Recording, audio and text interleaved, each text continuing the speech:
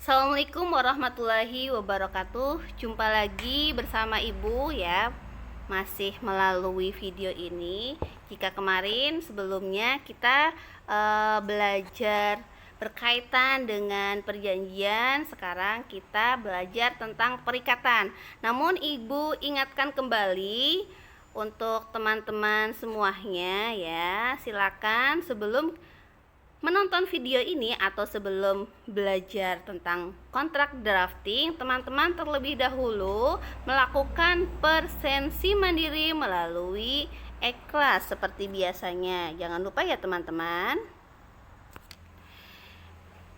Selanjutnya, istilah perikatan ini diambil juga dari salah satu KUHP, salah satu hukum yang ada di negara kita yang kita pedomani atau yang sebagai rujukan, maksudnya ya, sebagai rujukan aturan yang ada di negara kita itu khususnya KUHP atau BW ya.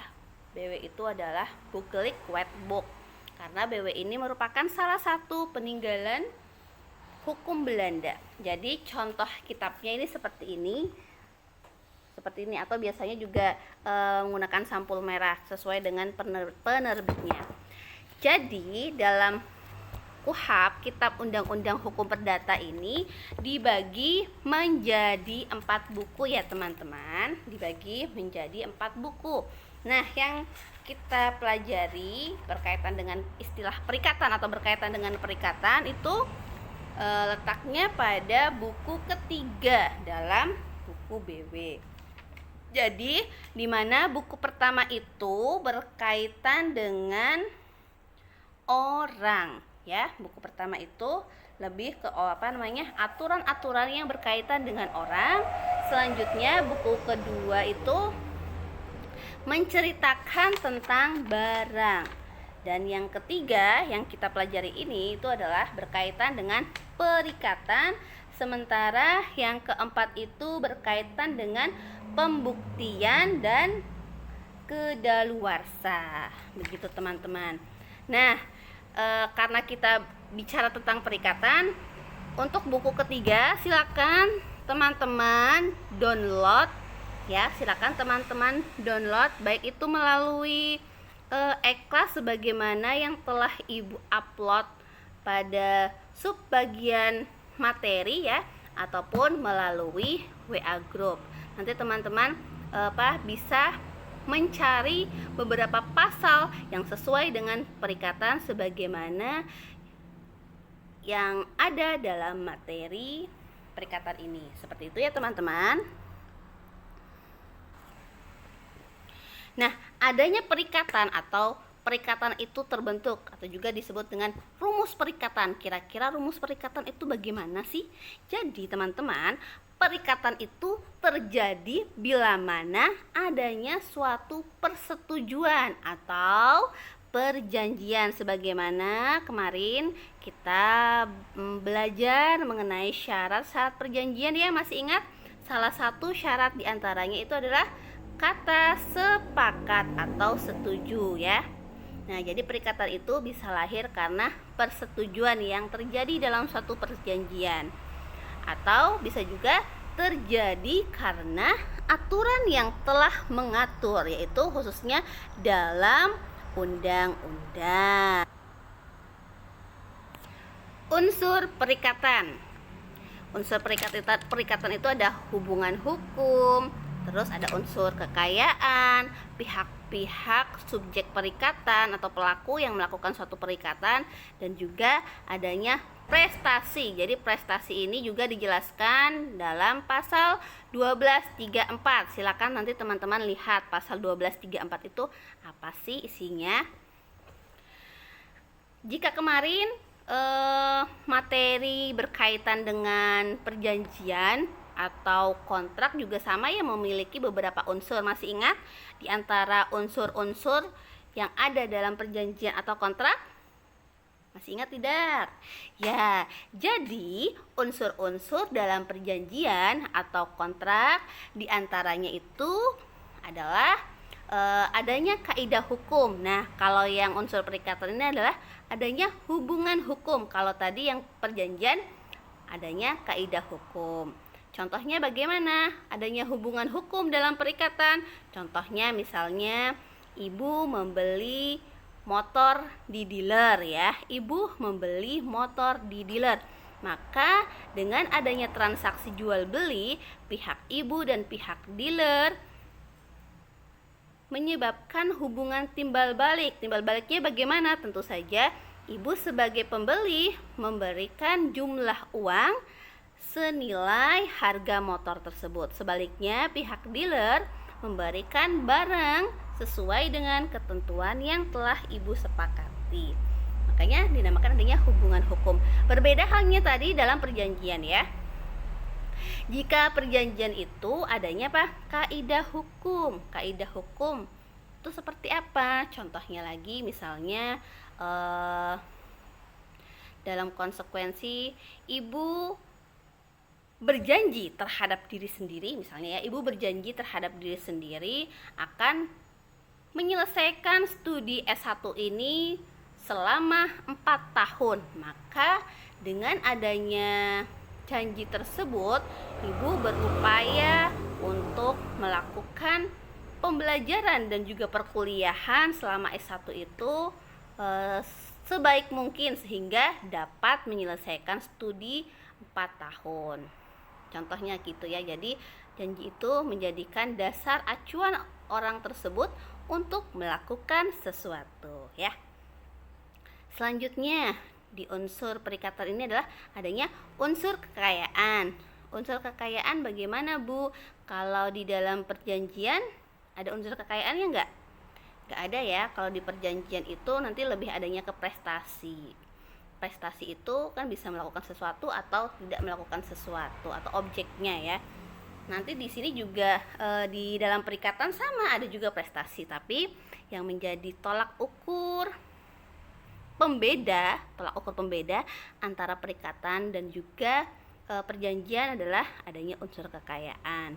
Gitu ya teman-teman. Terus pihak-pihak atau subjek perikatan.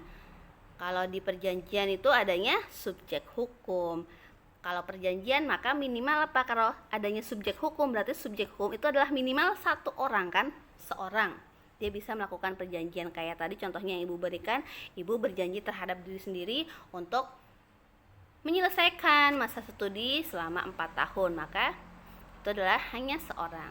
Tidak adanya hanya seorang dan hanya mengakibatkan mengakibatkan ibu melakukan sesuatu itu sesuai dengan janji ibu. Akibat hukumnya itu seperti apa? Sementara dalam perikatan adanya timbal balik hubungan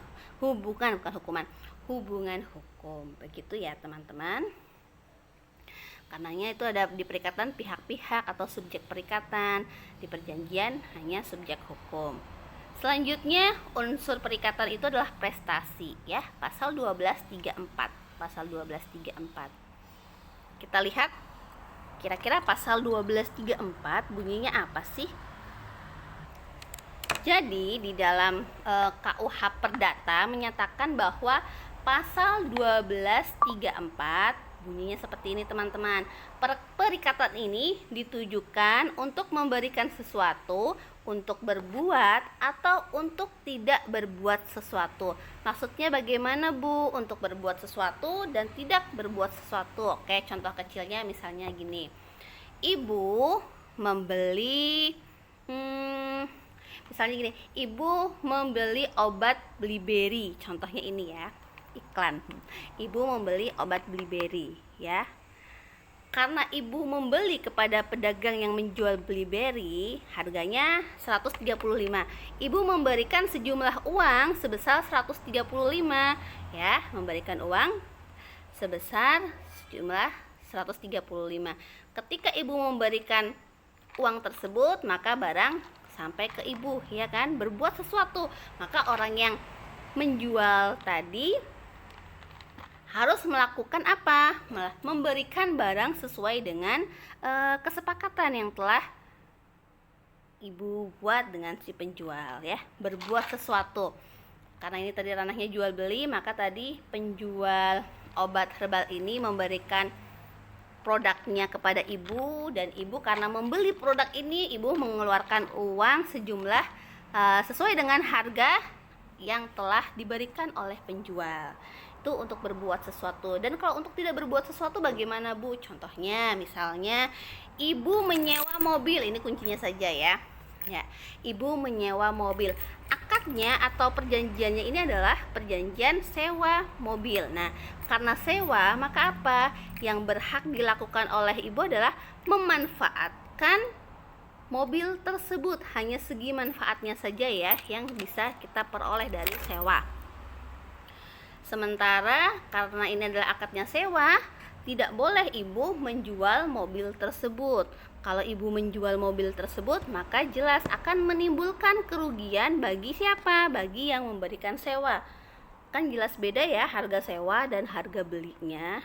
Nah, itu tidak boleh dilakukan. Jadi itu untuk melakukan sesuatu dan tidak berbuat sesuatu sesuai dengan kaidah ataupun aturan hukum yang ada dalam suatu perikatan perjanjian itu sendiri ya. Bisa itu misalnya jual beli, sewa menyewa, hutang piutang, nanti disesuaikan dengan jenis perikatannya, begitu teman-teman. Baik, lantas bedanya perikatan sama perjanjian itu apa sih? Ya, bedanya perikatan dan perjanjian. Satu, bedanya adalah pertama, dalam perikatan itu adanya hubungan hukum. Contohnya tadi ibu membeli obat herbal ini ya. Karena ibu membeli, maka si pembeli berhak memberikan sejumlah uang seharga barang tersebut, sementara pihak pembeli menyerahkan barang tersebut kepada pihak yang membeli. Seperti itu ya. Sementara dalam perjanjian itu adalah perbuatan hukum. Dasar perbuatannya apa? Misalnya tadi contoh kecilnya, ibu berjanji terhadap diri sendiri untuk apa? Untuk menyelesaikan masa studi selama 4 tahun. Nah, karena ada janji terhadap diri sendiri itu, sehingga ibu melakukan perbuatan-perbuatan sebagaimana bisa menunjang ibu untuk tepat waktu. Itu adalah perbuatan hukum. Atau misalnya ada seorang laki-laki dan seorang perempuan sepakat ya, mereka berdua sepakat untuk melakukan perkawinan pada tanggal sekian, bulan sekian, jam sekian, misalnya di mana. Nah, karena adanya kesepakatan tersebut, maka antara pihak laki-laki dan perempuan itu melaksanakan sesuai dengan perjanjian yang telah dibuatnya ya. Selanjutnya, dalam perikatan itu sifatnya abstrak, sementara dalam perjanjian itu sifatnya konkret. Maksudnya bagaimana, Bu? Oke, maksudnya seperti ini. Dalam perikatan, ibu tadi contohnya adalah membeli barang obat ini herbal ya. Mbak, ibu beli obat mata ini dong ya, blueberry. Sifatnya abstrak. Kenapa dikatakan abstrak? Karena spesifikasi barang yang ada tidak disebutkan secara detail, secara keseluruhan ya. Beda halnya dalam perjanjian. Dalam perjanjian itu sifatnya konkret. Bagaimana sifatnya konkret? Contoh kecilnya, kalau sifatnya konkret berarti misalnya, Mbak, ibu pesan beli blueberry adawiyah sebanyak 10 box. Terus nanti tolong dikirim ke alamat ibu di Purbalingga gitu. Jadi lebih detail, itu perjanjian ya. Jadi kalau dalam hal perikatan masih bersifat abstrak, sementara perjanjian harus jelas, konkret gitu ya. Selanjutnya, dalam perikatan belum tentu perjanjian. Kalau dalam perjanjian sudah pasti perikatan. Maksudnya bagaimana, Bu? Dalam perikatan belum tentu itu perjanjian, sementara dalam suatu perjanjian sudah pasti itu perikatan, manakala khususnya memenuhi unsur yang telah ditentukan tadi ya. Belum tentu perjanjian, perikatan, misalnya apa? Ya, contoh kecilnya ibu membeli barang melalui online ya, melalui online. Ketika ibu memilih sesuatu barang di online itu, klik, ambil, terus masukkan di keranjang, kita dapat verifikasi kode bayar, kita transfer, nanti pihak sana juga akan akan memberikan barang sesuai dengan pesanan kita ya. Nah, apakah terjadi perjanjian dalam perikatan tersebut? Ya, tidak kan? Tidak harus. Karena apa? Yang melakukan itu terserah ibu kan, maksudnya terserah pihak konsumen atau pihak pelaku perikatan itu melakukan perjanjian dalam perikatan atau tidak. Gitu.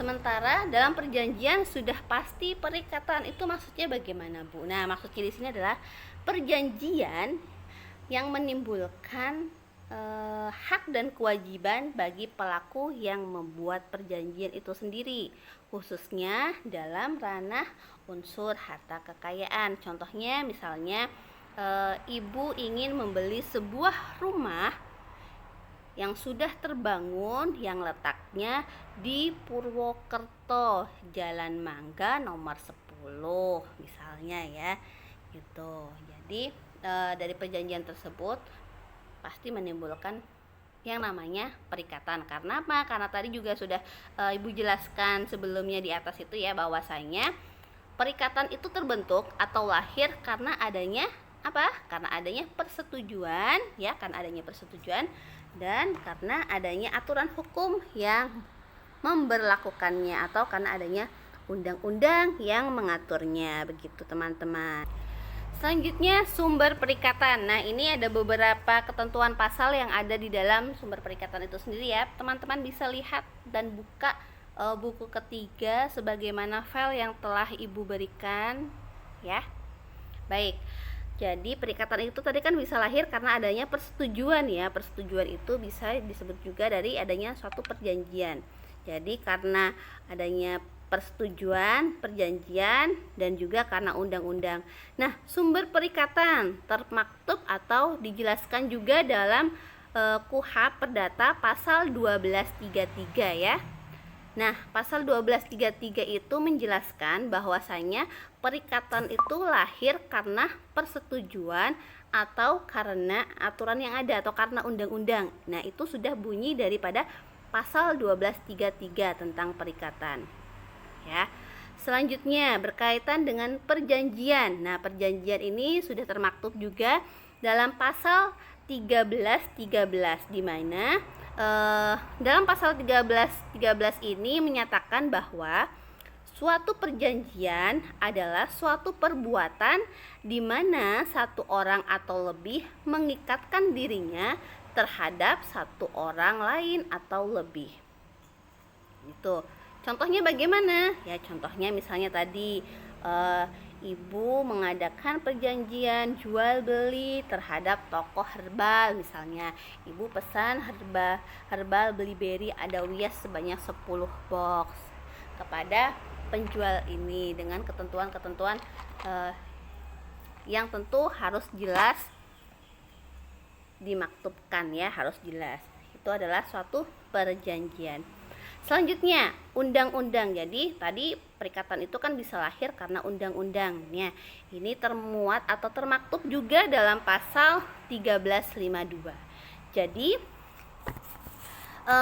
pasal 1352 ini menyatakan bahwa perikatan yang lahir karena undang-undang timbul dan undang-undang sebagai undang-undang atau undang-undang sebagai akibat perbuatan orang. Karenanya dalam undang-undang ini nanti dibagi lagi menjadi dua klasifikasi ya. Satu karena memang perbuatan manusia, dan yang kedua karena hanya undang-undang atau sudah diatur dalam undang-undang itu sendiri ya. Mungkin bahasanya agak sedikit bingung ya, bunyi pasal 1352. 1352. Ya, 1352. Jadi perikatan itu lahir karena undang-undang. Perikatan itu lahir karena undang-undang, berarti sudah diatur dalam undang-undang. Itu jelas ya. Timbul dan undang-undang sebagai undang-undang. Timbul karena undang-undang sebagai undang-undang. Intinya bagaimana?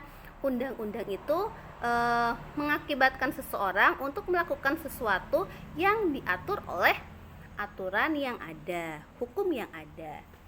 Itu ya. Atau undang-undang sebagai akibat perbuatan orang. Nah, nanti dibagi dua lagi kan. Perbuatan orang itu, perbuatan manusia diklasifikasi menjadi dua ya teman-teman.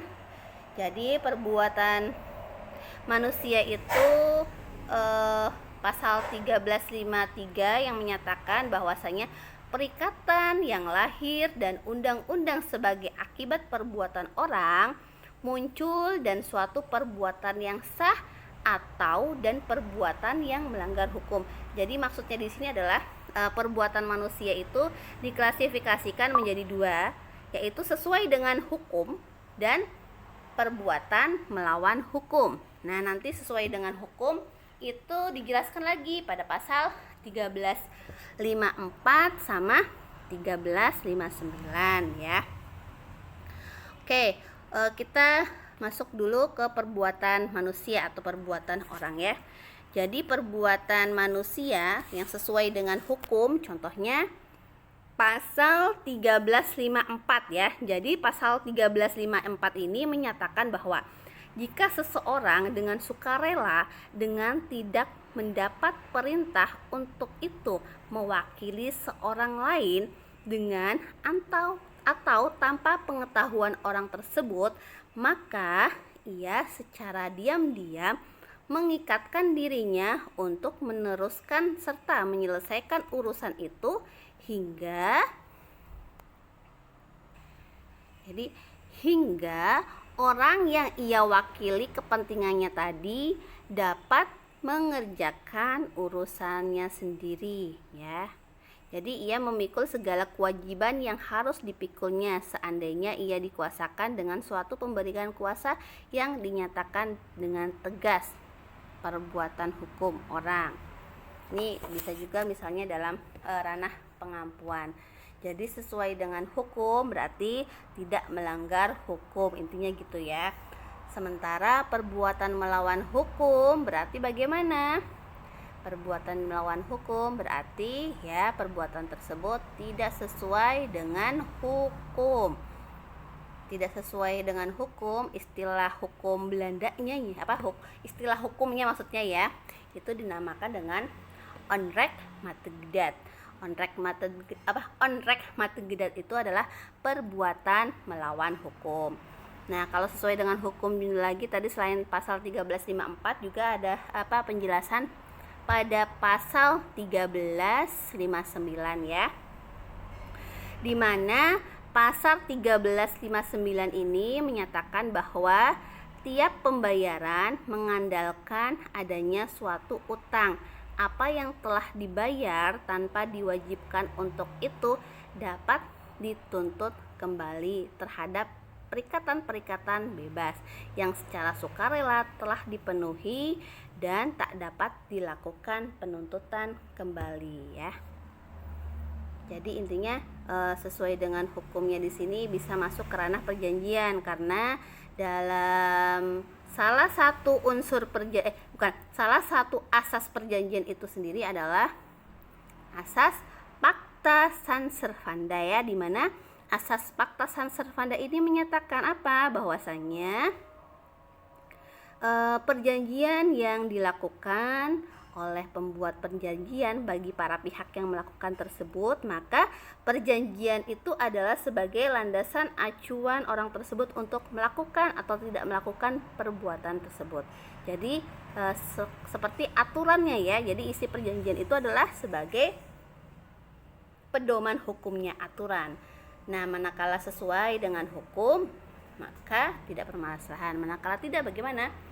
Ya, berarti timbullah suatu yang namanya masalah ya. Selanjutnya yang tadi perbuatan manusia, perbuatan melawan hukum 1365.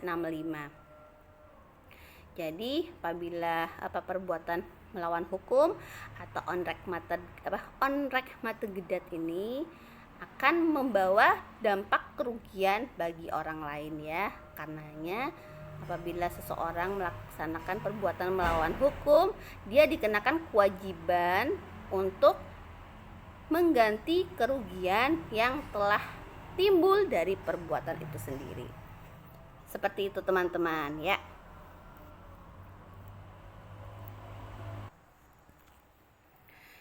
Oh ya, jadi perlu teman-teman ketahui ya bahwasanya dalam aturan hukum ini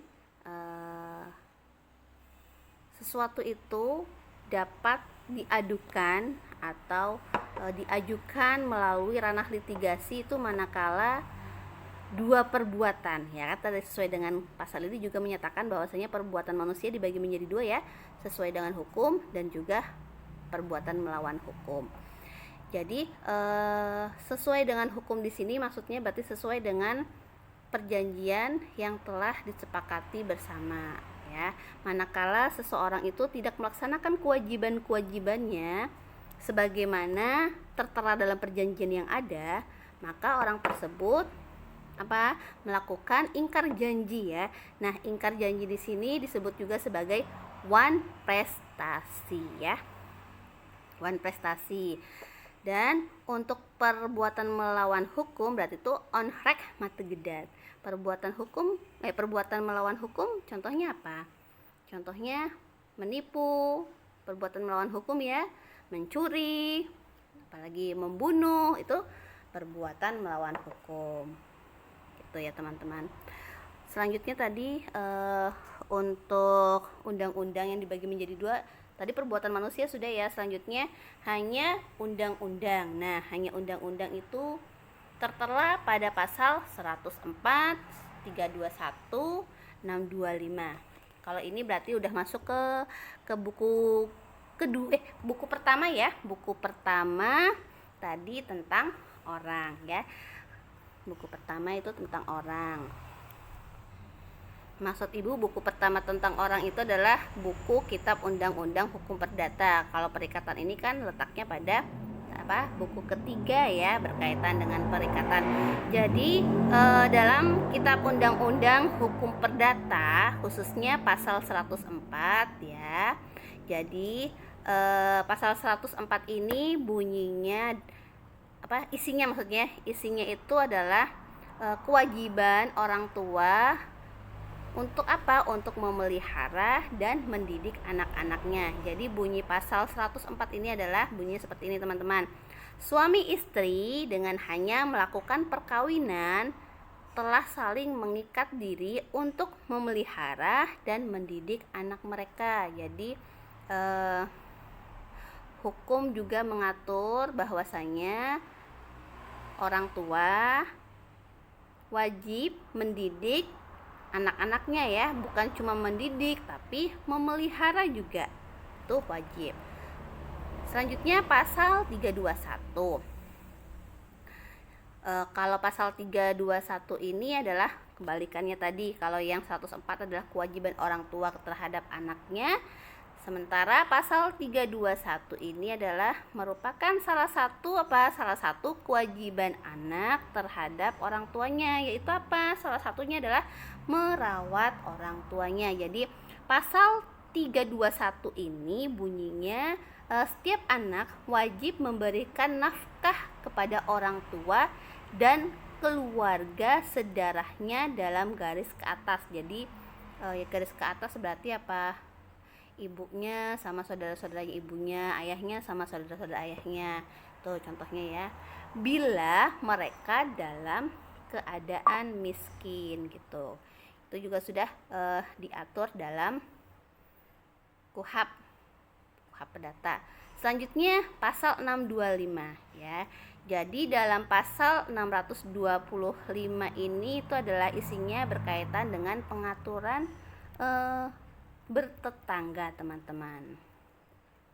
Jadi bunyinya ini seperti ini. Pasal 625 KUH Perdata perikatan yang menimbulkan kewajiban bagi penghuni pekarangan yang berdampingan apabila seseorang bertetangga dengan orang lain, dalam arti mereka memiliki pekarangan yang berdampingan, maka antara pemilik ikatan-ikatan hukum tertentu yang mesti dihormati antara satu dengan yang lainnya, ya. Gitu teman-teman. Maksudnya bagaimana, Bu? Maksudnya misalnya contoh kecilnya gini. Ini rumah ya, ini rumah Ibu. Di sini rumah tetangganya Ibu. Ibu punya pohon nih di sini. Pohon itu kebetulan menaungi rumah sebelah sini, juga menaungi sebelah sini. Ketika pohon ini menaungi sebelah sini dan berbuah, maka bagaimana? Kan sementara pihak tetangganya itu juga pasti berdampak kotor ya. Berdampak kotornya maksudnya bagaimana? Berdampak dia karena pohon tersebut akhirnya daun-daun yang berjatuhan ke rumahnya kotor. Atau misalnya kalau jika berbuah di sini lebat, maka secara tidak langsung baiknya bagaimana, apakah tetangga tersebut berhak atas buah dari pohon tersebut atau tidak, bagaimana teman-teman. Nah, itu perlu didiskusikan atau perlu adanya penyelesaian kesepakatan antara tetangga itu. Mau ditebangkah atau nanti mereka saling bagi hasil buahnya misalnya. Gitu ya. Atau contoh kecilnya lagi, misalnya dalam pembangunan rumah. Ibu bangun rumah, berdirilah ini yang berdiri tembok ke rumah. Ketika itu samping rumahnya Ibu mau bangun. Nah, mau bangun terus ternyata orang tersebut hanya nempel di sini. Dia tidak membuat tembok lagi. Boleh atau tidak? Boleh atau tidak kira-kira? Ya? Sebaiknya tidak boleh. Sebaiknya jangan dilakukan ya. Seharusnya bagaimana? Seharusnya orang tersebut sama, kalau membuat rumah di sampingnya, maka buat juga pondasi atau bangunan tembok sama nempel. Nggak boleh langsung nempel seperti ini, tapi nempel seperti ini. Begitu ya teman-teman. Nah, manakala terjadi seperti itu bagaimana, Bu? Ya kalau misalnya tetangga rumah itu tahu dan dia tidak terima, dia berhak menuntut ganti rugi ataupun bisa juga